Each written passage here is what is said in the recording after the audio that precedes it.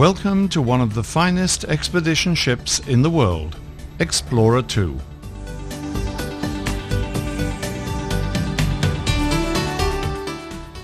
She became home away from home for our Radisson Seven Seas Cruises guests from throughout North America and around the world.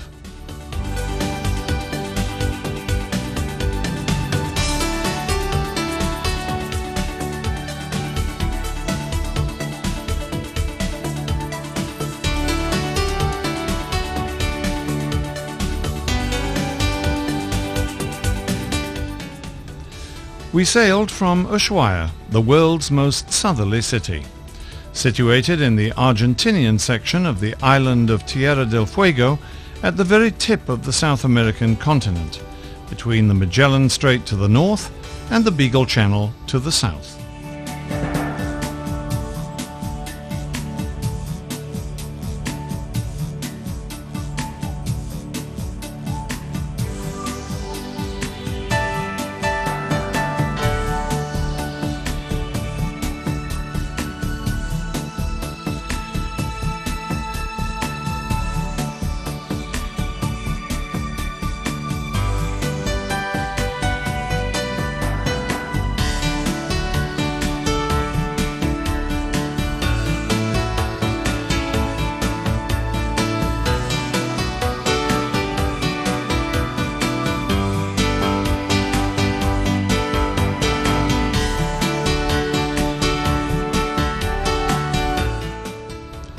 Since the sun doesn't set until very late in the evening at this time of the year, we were able to enjoy from the outside decks the magnificent mountain scenery on each side of the ship.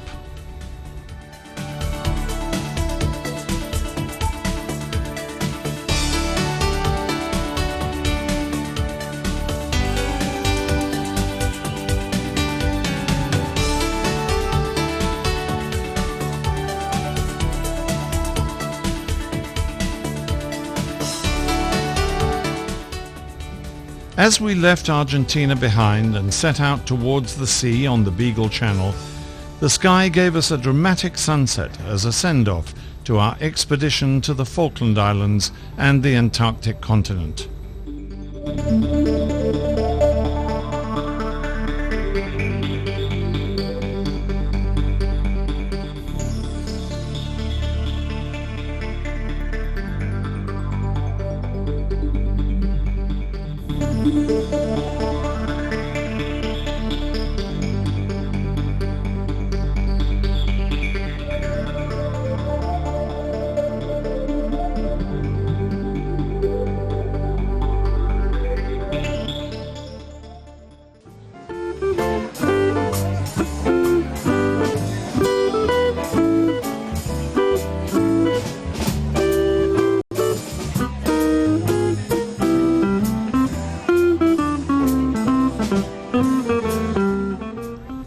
At the end of our first day at sea, en route to the Falkland Islands, the master of Explorer 2, Captain John Moulds, and our cruise director, Yanni Cloutier, formally welcomed us aboard with a cocktail party in the lounge.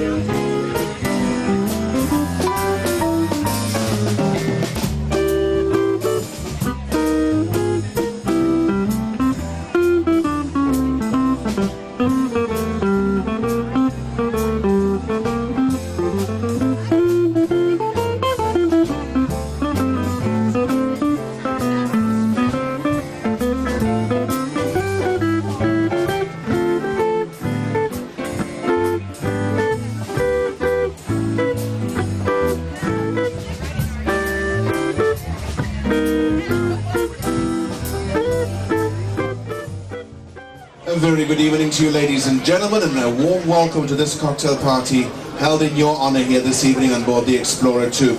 And it's hard to believe that we only made 24 hours ago, and since then you've been to 2 school classes already, all about Antarctica. Well, it gives me great pleasure tonight to introduce to you the master of the vessel, your host for the evening. Will you please welcome Captain John Moulds.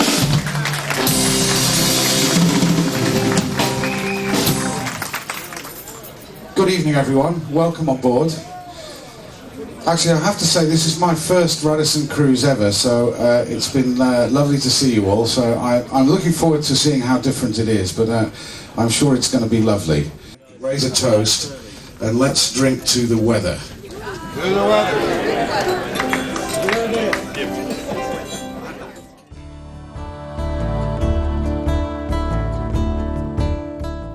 Our first port of call was the historic city of Stanley, the capital of the Falkland Islands and the southernmost capital in the world.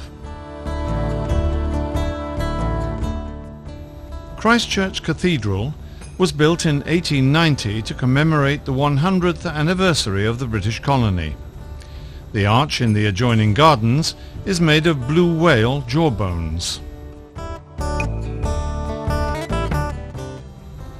The population of the Falkland Islands is around 3,000 people, 2/3 of whom live in Stanley, and most of the residents are of British origin. The population of the Falkland Islands is around 3,000 people, 2/3 of whom live in Stanley, and most of the residents are of British origin.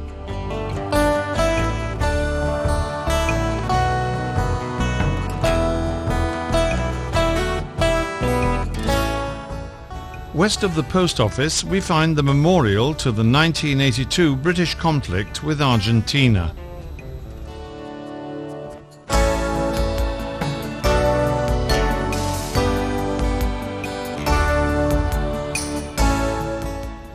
Continuing on Ross Road we find Government House. This colonial building is where the Governor of the islands lives and is the seat of power of the Falkland Islands government. The Governor is the representative of Her Majesty Queen Elizabeth II in the islands.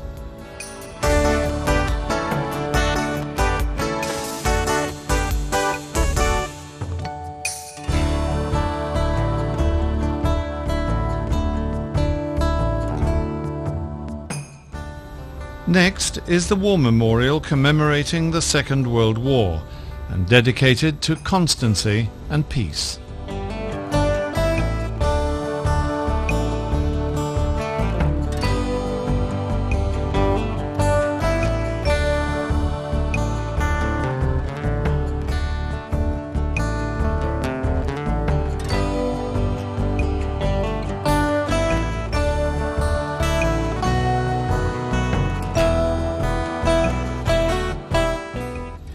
Scattered around the town are several pubs.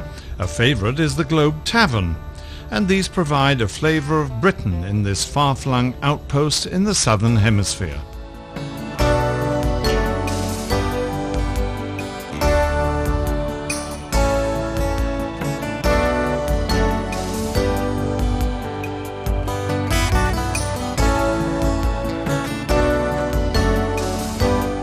A number of our ship's company boarded a local tender for a trip out to the harbour and across Port William to Sparrow Cove.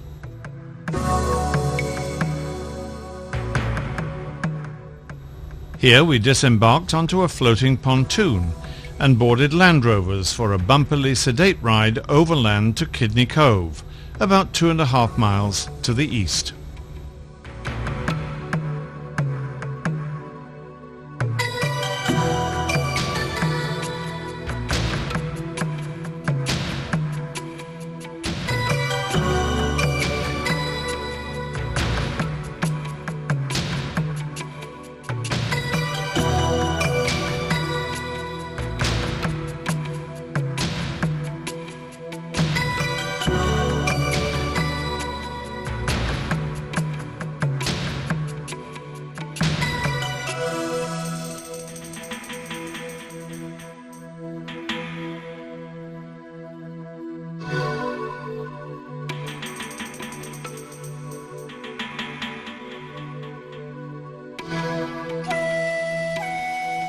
Hello, my name is Adrian, this is my wife Lisa, my young son Nathan.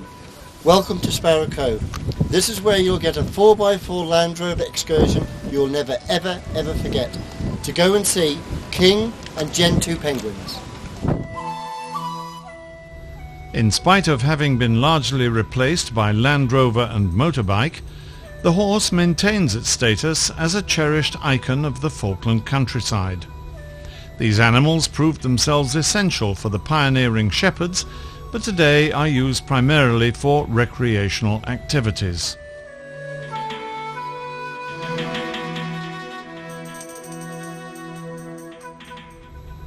The native grazers here are the numerous upland geese. Once, with a bounty on their heads, these lovely birds are now protected in the Stanley area.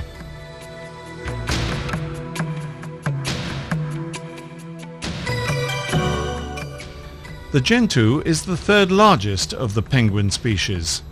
They're a colourful breed, with their orange bills and feet, and a sprinkling of white specks behind their whitehead markings.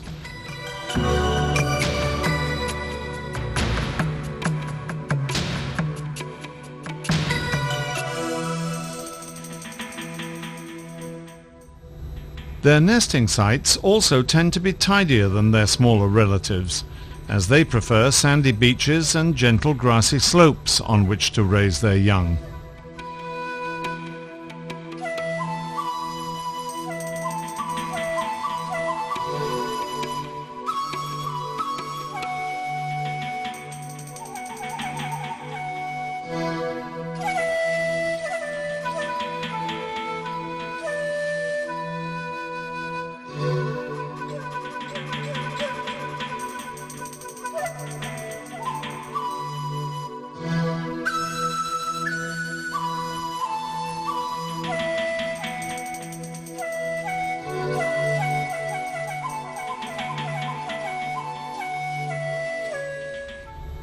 They also space their nests farther apart, resulting in less bickering than we might notice amongst their less colourful relatives.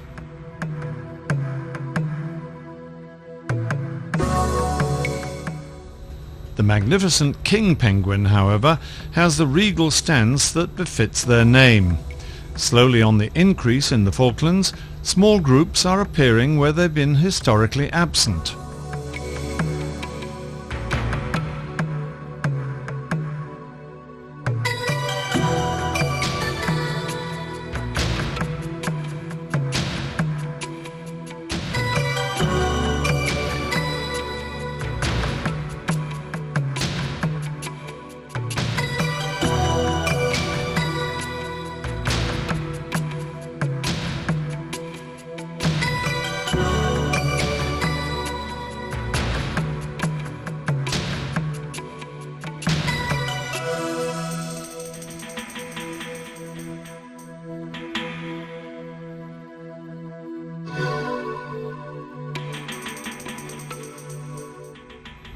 After a delightful tea at the Lowe's Porter cabin, we made our way back the way we had come to the Explorer 2.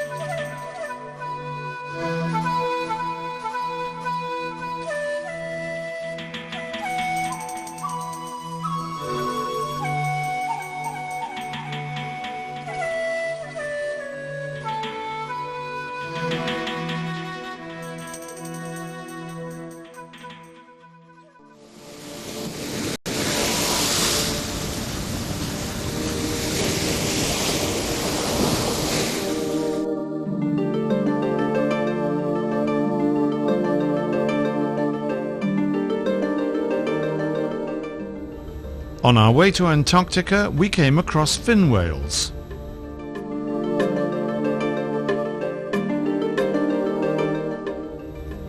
The fin whale is the greyhound of the sea, capable of swimming at up to 20 miles per hour. Second only to the blue whale, it's identified by its size, tall narrow blow, and small falcate dorsal fin. This whale can reach 27 meters or 88 feet in length and can weigh up to 90 tons.